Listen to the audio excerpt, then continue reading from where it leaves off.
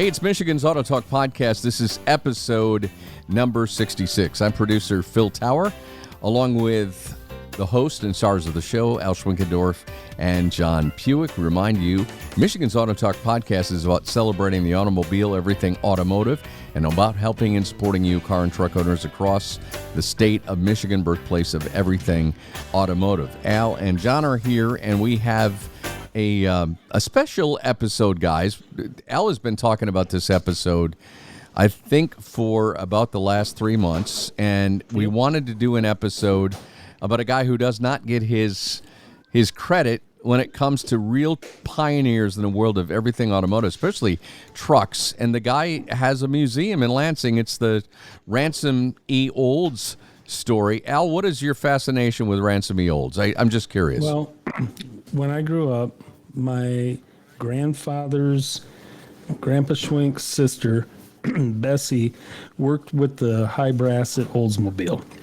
And she was in the executive offices for years. And I always thought Oldsmobiles were they were the thing.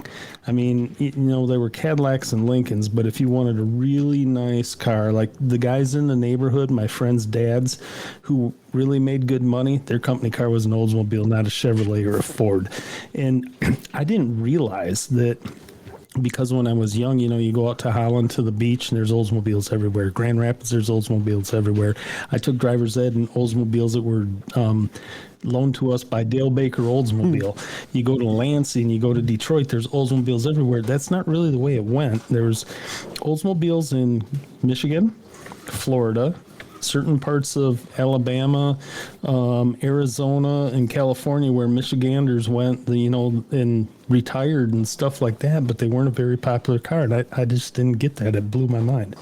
I do know that he built a three-wheeled steamer, which is really funny because I've said this before, before 1900, we had a bunch of different cars. We had steam cars, internal combustion cars, because some of them burned perfume, some of them kerosene, some of them gasoline, whatever. Seriously. And we had electric cars, and electric cars were actually the thing back then. But he made one that could travel 18 miles on level ground, which wasn't as far as an electric car would go, but you really didn't, instead of recharging it, you just poured water in it. And people liked it, so he bought a forge store his father built, and he started building steam cars. And he was the first to sell a car to a customer overseas. Some guy in India bought a four-wheel steam car, and he shipped it over there. I hope he got paid ahead of time. That's never told in the story, but the ship sank before it got to India. And history says it's the first time a person importing a car was disappointed, which cracks me up. Pretty true. He then went on to gas-powered cars, built the curved dash Olds, and Durant and the GM people bought them out. That blows my mind that you can, at that time, you could put in your time and money and say, I'm going to start a car company. And then lo and behold, boom, you send it off to somewhere outseas. And I mean, you got the wrong side of the dice or whatever, but you had that ability. Today, could you do that? How would you even, unless you're Elon Musk, how would you even start out saying, right? Because 500 back then is, and I'm going to ship it over here. How in 1887 does some guy in India even know that this guy in Lansing is building steam cars? Are you kidding me? How does that even happen? You have to send a newspaper on the ship, and by the time it gets there, it's 6 months old. It's nuts. Seriously. I mean, you had Ford and all those guys competing against them, and that's who you picked? Yeah. The Olds? Well, he got in 1886, which is still way, way young. Most, internal combustion cars are like 1990 something. He got a patent for a gas-powered car and started Olds. He went in and some lumber magnate named Samuel Smith bought him out, renamed it Olds Motor Works, and named Ransom as the VP. So this guy was kind of savvy. He'd take the money whenever he could get it and fall back, but he was also sly enough to know that he had a little, there was something in the contract there where if everything went wrong, he'd come back into it. I think Phil's got a cut about some other info on him. Yeah, this is basically the story of who he was, and really the fact that he was a guy, a creator, an inventor, a tinkerer who was way ahead of his time. Let's give it a listen. The auto world would soon give rise to two familiar names who would become the first titans of trucks. And their battles of innovation began early when one of them first made vehicles affordable. His name was Ransom E. Olds. Ransom E. Olds is one of these self-made men who starts out working in the machine shop and becomes very successful in the development of engines and, of course, the motor car. He was a very smart guy ahead of his time. I think at one point he had 11 prototype vehicles made over the course of like a few years. There was a gas one, a steam one, and even an electric one. But in 1904, Ransom's relations with his investors soured, forcing him to walk away from the company he founded. So he left Oldsmobile behind and formed a new company using his initials as the name, REO. He was the only Detroit manufacturer to have two car companies named after him. Ransom Olds was now in position to become a godfather of the truck industry, but he wasn't yet ready to strike. Okay, so he was at a peak just before that happened, and he had his own assembly line. It wasn't a moving assembly line like Henry Ford's famous for. It was a stationary one where you go in. It's like a pit crew in Formula One, John. You go in, you bolt the wheels on, the next guy comes in and bolts the nose on, and boom, boom, boom, boom, boom. But he was the biggest manufacturer of automobiles in the USA, which they always say Henry was. For the first year, they sold 600 cars for $650 each, which was huge back then. And in 1904, he had sold, after 1 year, he had sold over 5,000 curved dash Oldsmobiles, which was huge, and why everybody else came in and GM wanted to buy him out. What? And it's the thing that gets me. And we've had, I know Al, you know him personally, the Pop-Tart guy.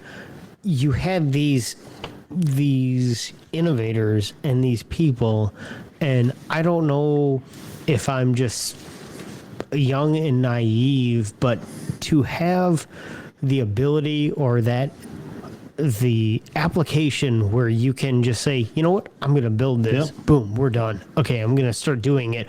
Or, like, hey, I'm going to start making these Pop-Tarts. And even though it's after hours, I'm just going to start doing it. And he was a Keebler guy, and he was making them for Kellogg's, which makes it even that much better. Here's this guy who doesn't even work for the company profiting off it. He's a great guy. Yeah, and it just blows my mind to see these guys. I mean, by 1903, he was the biggest manufacturer. Yeah. By the end, he sold, or by 1904, he had sold 500 of those things. Like,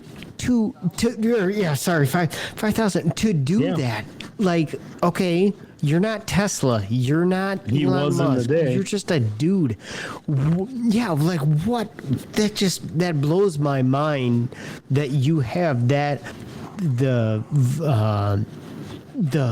output to be able to do that. I often think about what's your day like at work.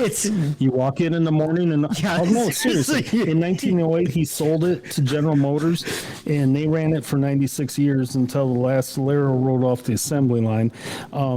In 1908, they sold it, and 96 years later he just goes on and he does something different, because this guy's like a rebel, and he does, REO Motor Car Company, and he makes the Speedwagon, which cracks me up, because when you talk to people from my era that are all like REO, this and that, and I go, do you have any idea what that's about? You remember that Elvin with the little thing on there? My grandpa had like a 47 Speedwagon on the farm. And it got unbolted and it got stored in the attic because he really didn't want to get rid of it. And I didn't get it, and I don't know how that happened, but whatever. But it's just like this guy, underappreciated. It just cracks me up. I always think, like, why isn't somebody the Toyota Tundras or the GMC Sierras? He did something just awesome, and every time he sold out, he didn't get pissed off or downtrodden. He just went on and did something better, and the people that just bought him out, he went and kicked their butt, and I think that's cool.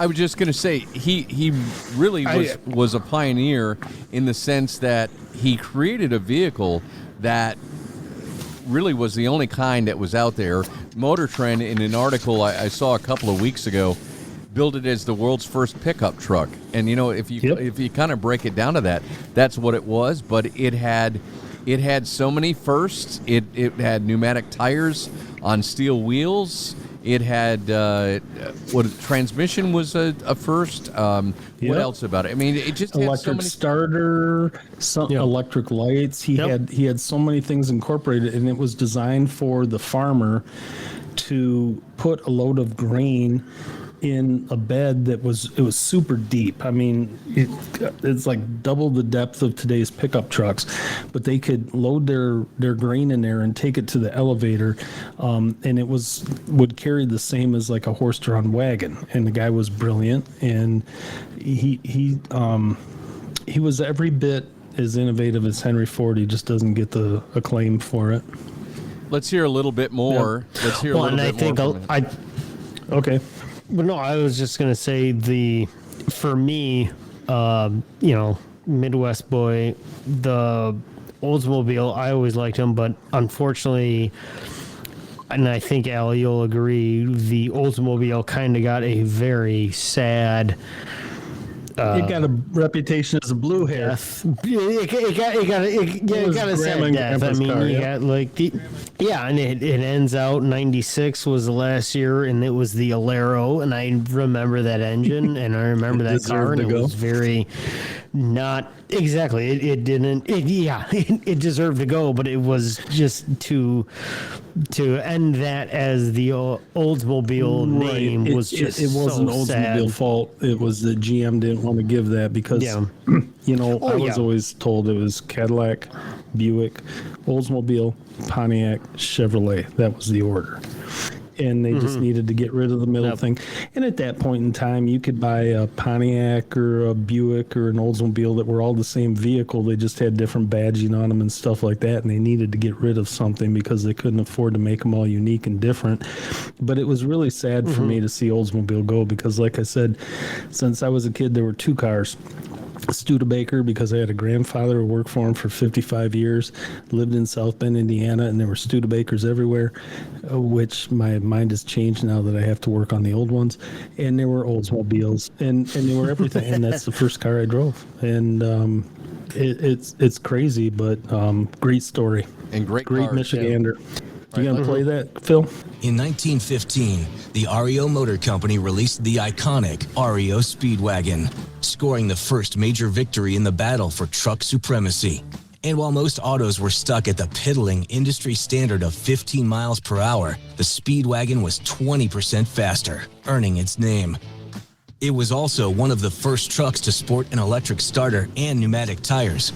Combine those game-changing upgrades with its quickness, and the Speedwagon blew the doors open on what a civilian truck could be.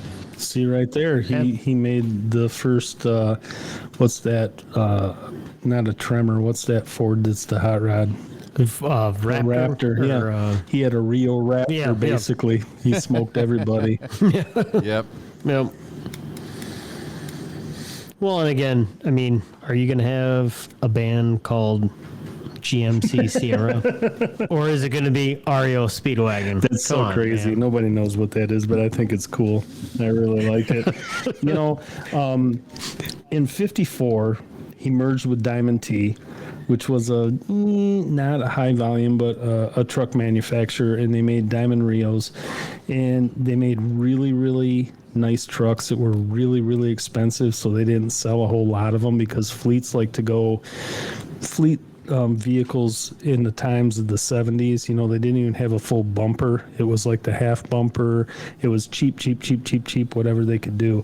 And they went bankrupt in 75 and closed. So what did Ransom do when he was done, John? After he left that, he left the auto business and invested in lawnmowers. He invented the gas lawnmower, right? Yeah, exactly. Yeah, he took that and then he purchased 37,000 acres of land in Tampa, and still to this day it is called Oldsmar, Florida. Crazy. So at least the name lives on in. And you know what I really mindset. truly love about him, because my Aunt Bessie used to talk about this, even when he was building up Oldmar, Florida, he still lived in Lansing. He'd go down there and check it out. He wasn't what do they call them, snowbirds or whatever, but he, you know, it was a business proposition for him, but he still lived in his mansion in Lansing, which is freaking awesome. I've seen it once. Yeah. But the dude, A true Michigan man. if he didn't invent the gas-powered lawnmower, we'd still be out there pushing those real type mowers like Grandpa had. So go RE. Yeah. Oh yeah. Good call. Yep. Good call. And I mean, what do you make off that? As far as royalties go, you invent the gasoline-powered lawnmower. So Toro, Husqvarna, name Bubba, Lawn Boy, everybody owes Briggs and Stratton own you. Yeah. Crazy dude. I don't know. Proud member of Michigan, and he made huge. What do I want to say? He made an impact on the automobile, starting with this three-wheeled steam car before 1900, and ran it all the way. I mean, he was a guy with gumption and everything else. And like Phil said earlier, I think he deserves as much accolades as the Dodge brothers, the Chevrolet brothers, Henry Ford, and everything else. But we just don't hear about him because I guess it was a Michigan blue hair car from day one. Yeah, you don't. Yeah, well, that's like the one kind of like unsung hero. Like, there's so many things that he did, and he like just everything they had was so. It was almost like the Packer or the Studebaker. It's just like give it a couple of years, and then boom, everybody's got one. Everybody has it, and they can say, "Oh, well, this is a great invention" and all that. But you roll back the tape, and you roll back everything, and you see, Well, oh yeah, you always he run actually that did. risk of putting something out there before people can deal with it. And that's a problem he had, and that's when I think it was Gaston Chevrolet made a comment about Henry Ford and said he's a schlep because he knows a lot of stuff and he has a lot of ideas, but he won't let them out until the public can handle it. But Henry made more money than Gaston because Gaston would throw it out there, and Henry just said, "Nah, America's not ready for this. Just put it in our back pocket and let it go when it was." Olds wasn't like that. He just went for it. Well, it's a great story. It deserves a lot more attention, and we just did it here on Michigan's AutoTalk podcast. If you get a chance, go to the Olds Museum in Lansing. It still operates most days, and I have not been there, but I hear it is a fantastic museum for car lovers. It is. All right, well, check that Been out. there, done that. It's worth the trip. All right, that's going to put the wraps on episode number 66. We're going to be working in a little bit more automotive history in the future episodes, because there's just a lot of cool things out there, including, and don't give the answer, Al, we'll tease who invented the three-point seatbelt. We'll do that on an upcoming episode. It may surprise you. No, it was not Ransom E. Olds. No, it was not. And it wasn't Grandpa Puhek in 1879. Now we'll tell you. I will interject. You said three. You would say We didn't have seatbelts. Are you kidding me? you said 3-point. He's deceased now, but I worked for and was a friend of the guy who invented the 2-point seatbelt.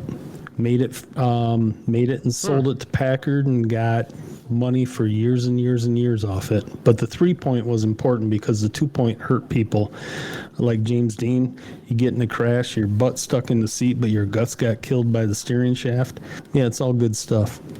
All good stuff indeed.